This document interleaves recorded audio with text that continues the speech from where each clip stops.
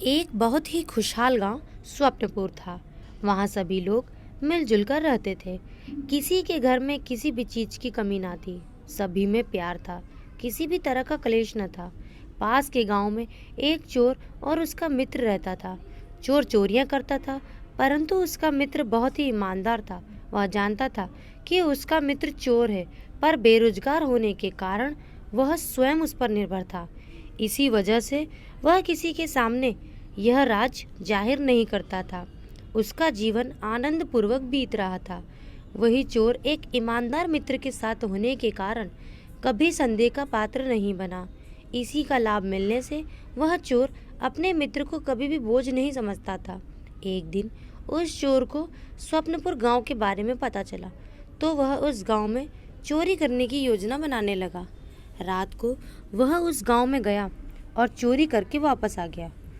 चोरी में उसे इतना सामान मिला जितना उसने आज तक देखा भी नहीं था, पर अभी भी उसे लग रहा था कि वह और सामान ला सकता था। इस बारे में उसने अपने मित्र से बात की, पर उसने किसी भी प्रकार की सहायता से साफ इनकार कर दिया। उधर गांव में पहली बार चोरी की घटना होने के कारण यह खबर आग की तरह फैल गई, पर प्यार और सदाचार की भावना होने के कारण सब लोगों ने उस परिवार की सहायता की और उन्हें दिलासा दी। इस घटना के बाद सब चौकन्ने हो गए थे, क्योंकि उन्हें इस बात का पता था कि चोरी किसी बाहर के व्यक्ति ने ही की थी। अगली रात फिर चोर चोरी की योजना बनाकर उस गांव में गया और खूब सामान चोरी कर लाया। लेकिन पिछली बार की तरह अब भी उसके मन में यही कसक थी कि वह और सामान ला सकता था, परंतु अपनी क्षमता के अनुसार ही ला सका। जैसे तैसे वह अपने घर पहुंचा। उसका मित्र देख के हैरान था कि 2 दिन से घर में बहुमूल्य सामान काफ़ी मात्रा में आ रहा था। यह देख उसका मन बेईमान होने लगा, पर मन दबाकर उसने कुछ कहा नहीं। और स्वप्नपुर में दोबारा चोरी की घटना हो जाने से गांव वाले इस बात पर शर्मिंदगी महसूस कर रहे थे कि वे अपने गांव की सुरक्षा भी नहीं कर सकते। तब उन्होंने गोपनीय ढंग से चोर को पकड़ने की योजना बनाई। अगले दिन चोर ने अपने मित्र पर साथ चलने का दबाव डाला और चोरी में मिलने वाली चीज़ों के बंटवारे की बात की, तो उसका ईमान डोल गया और उसने साथ जाने का प्रस्ताव स्वीकार कर लिया। जैसे ही संध्या हुई, दोनों घर से निकले। उस चोर ने अपने मित्र को चोरी के कुछ गुण बताए ताकि वह कोई गलती ना करे। जब दोनों स्वप्नपुर पहुंचे तो गांव वालों ने छिपकर उन पर नज़र रखना आरंभ कर दिया। थोड़ी दूर जाते ही चोर को इस बात का आभास हो गया कि उनका पीछा किया जा रहा है, पर उसके मित्र को इस बारे में नहीं पता था। वह तो बहुत डरा हुआ व घबराया हुआ था। एक घर के पास पहुंचकर चोर ने अपने मित्र को दीवार फांदने को कहा।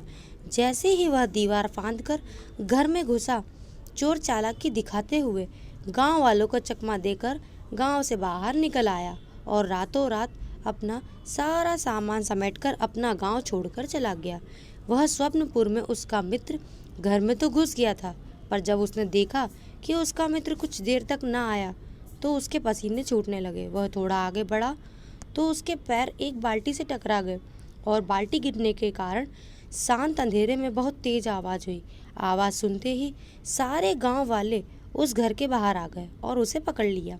वह घबराया हुआ बोल रहा था कि उसने कुछ नहीं किया और माफ़ी मांगने लगा, पर गांव वालों ने उसे माफ़ नहीं किया और पहले हुई 2 चोरियों का इल्ज़ाम भी उसी पर डाल दिया गया।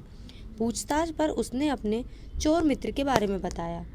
उसको ढूंढने की कोशिश की गई, पर बहुत शातिर होने के कारण वह हाथ नहीं आया और पहली बार चोरी करने आए उस इंसान को वह सज़ा भी काटनी पड़ी जो जुर्म उसने किया ही नहीं था। वह बार बार कह रहा था कि मैंने आज तक ऐसा काम नहीं किया, आज पहली बार मैंने ऐसा करने की कोशिश की, कृपया मुझे माफ़ कर दीजिए।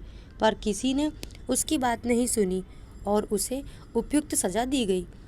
हमें इससे यही सीख मिलती है, हमें दूसरों की गलतियों से सीख लेनी चाहिए और हमेशा खुद को सत्य की ओर प्रेरित करना चाहिए और प्रयास करना चाहिए कि हम अपने जीवन में ऐसी कोई पहली गलती ना करें जो भविष्य में हमें अंधकार की ओर ढकेल दे।